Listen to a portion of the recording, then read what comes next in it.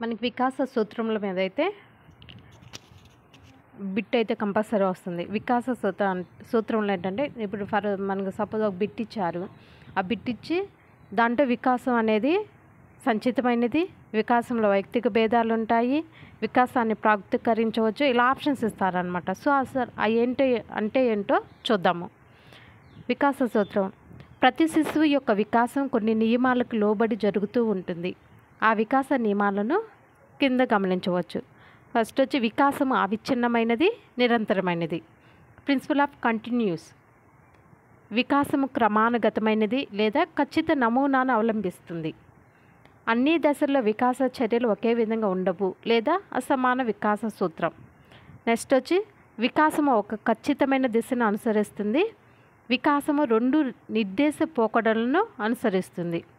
Next వచ్చి వికాసము సాధారణ ప్రతిస్పందనల నుండి నిర్దిష్ట ప్రతిస్పందనలకు కొనసాగుతుంది. అంటే జనరల్ టు పర్టికులర్, సాధారణం నుంచి నిర్దిష్టకి. వికాసము సంచితమైనది, క్యుములేటివ్ డెవలప్మెంట్. నెక్స్ట్ వచ్చి వికాసంలో వైయక్తిక భేదాలు ఉంటాయి, ఇండివిజువల్ డిఫరెన్సెస్ అనేవి ఉంటాయి. నెక్స్ట్ వచ్చి వికాసాన్ని ప్రాగుక్తీకరించవచ్చు, ప్రిడిక్షన్. నెక్స్ట్ వికాసము ఒక ఏకీకృత మొత్తంగా కొనసాగుతుంది లేదా వివిధ వికాసాలు పరస్పర సంబంధంగా కొనసాగుతుంటాయి అని ఇచ్చాడు. సో ఫస్ట్ అసలుకి ఏంటి వికాసం అనేది మనం చూద్దాం.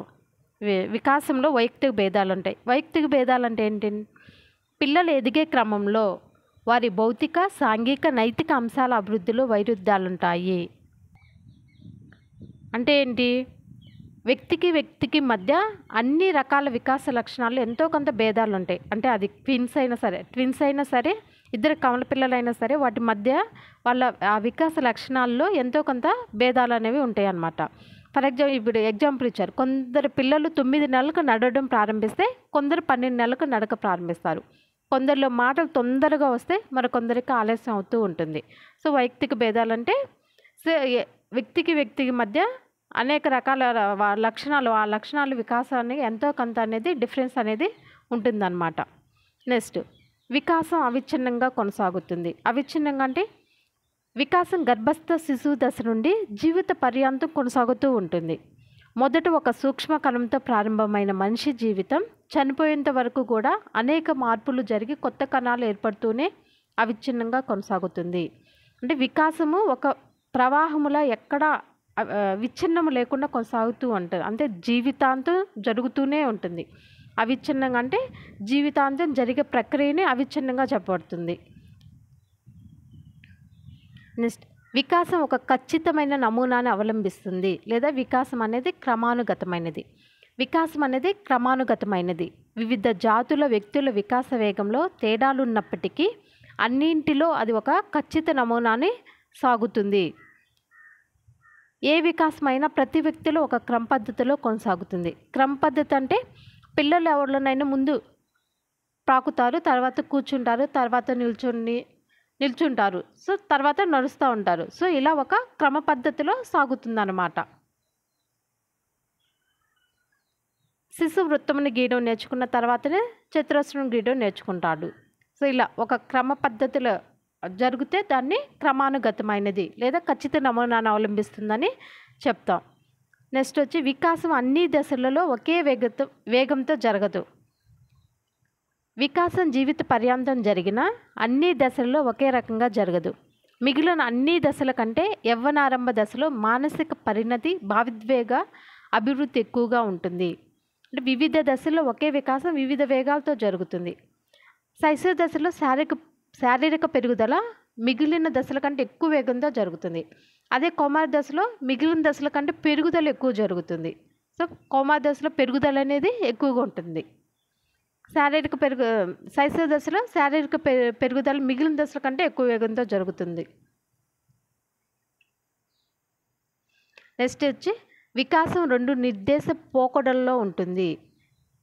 2 నిర్దేశ పోకడలు అంటే వికాసం తల నుండి ప్రారంభమై క్రింది శరీర భాగాలకు విస్తరిస్తుంది. దీనినే శిరః పాదాభిముఖ సూత్రం అంటారు. శిరః పాదాభిముఖం అంటే తల నుండి కిందకు వచ్చేదాన్ని, తల నుండి కిందకి కాళ్ళు బట్టి అరికాళ్ళకి ఇలా వచ్చేదాన్ని శిరః పాదాభిముఖ సూత్రం అంటాము. అంటే శిశువు మొదట తలను నిలిపిన తర్వాతనే కూర్చోగలుగుతాడు, ఆ తర్వాత నిలబడగలగడం చేస్తాడనమాట. నెక్స్ట్ వికాసం దేహం మధ్యస్థ భాగాన ప్రారంభమై వెలుపల దూరంగా ఉన్న భాగాలకు విస్తరిస్తుంది. దీనినే సమీప దూరస్థ నియమం అంటారు. దీనికి ఎగ్జాంపుల్ ఏంటంటే, ఉదాహరణకి శిశువు ఏదైనా ఒక వస్తువును అందుకునేందుకు భుజాలు మోచేతులు ఉపయోగించిన తర్వాతనే మణికట్టును చేతివేళ్లను ఉపయోగిస్తాడు.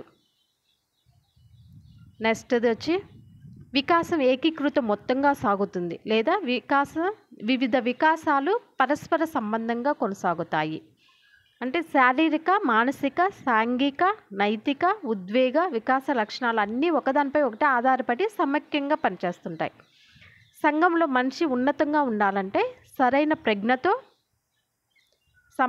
సమస్యలను పరిష్కరించుకుంటూ ఉద్వేగాలను అదుపులో పెట్టుకొని అందరినీ కలుపుకొని పోయే విధంగా ప్రవర్తించట్లో అన్నీ సమైక్యంగా పనిచేస్తుంటాయి. వికాసములన్నీ ఒకదానిపై ఒకటి ఆధారపడి చేస్తారన్నమాట. శారీరక వికాసం మీద చలన వికాసం, సామాజిక వికాసం మీద ఉద్వేగ వికాసం, అలాగే సంజ్ఞానాత్మక వికాసం మీద నైతిక వికాసం, ఇలా ఒకదాని మీద ఒకటి ఆధారపడి ఉంటాయి. ఇలా ఆధారపడేదాన్ని వికాసం ఏకీకృత మొత్తంగా సాగుతుంది అని చెప్తాము.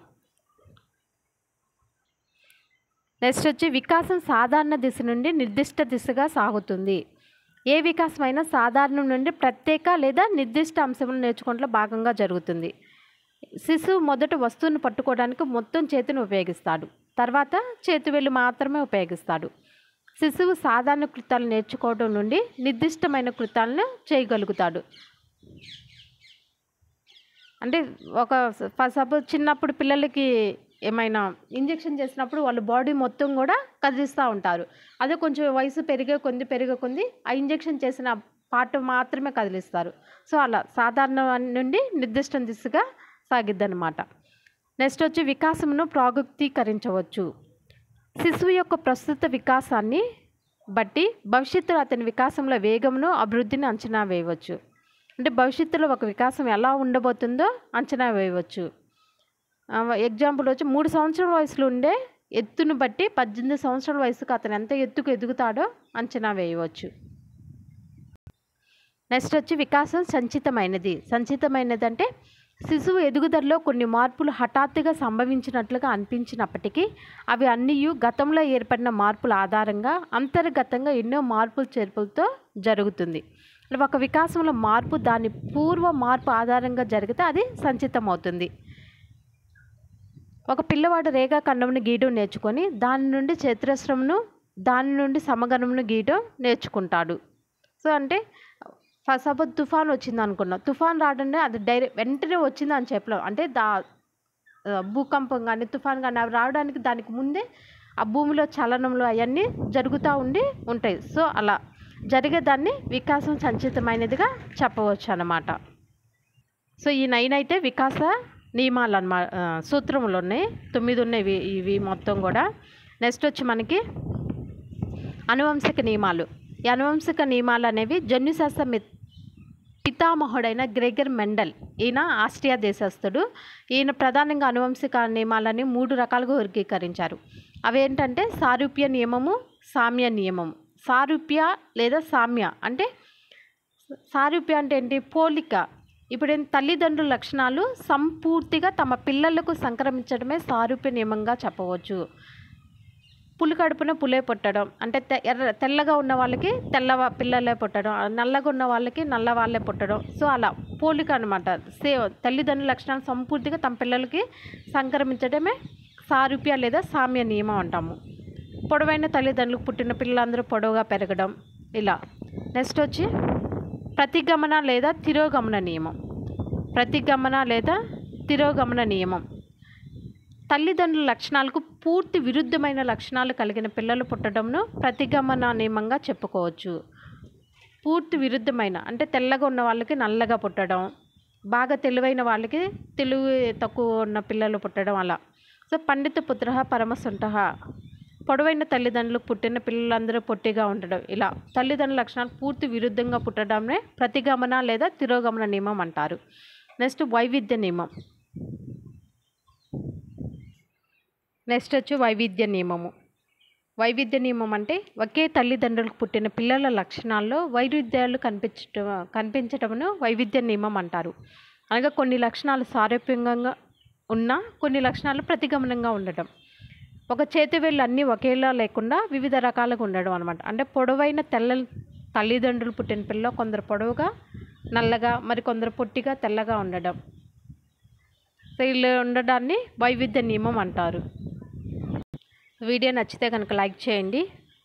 ఇలాంటి వీడియోస్ కోసం ఛానల్ అయితే సబ్స్క్రైబ్ చేసుకోండి. Thank you.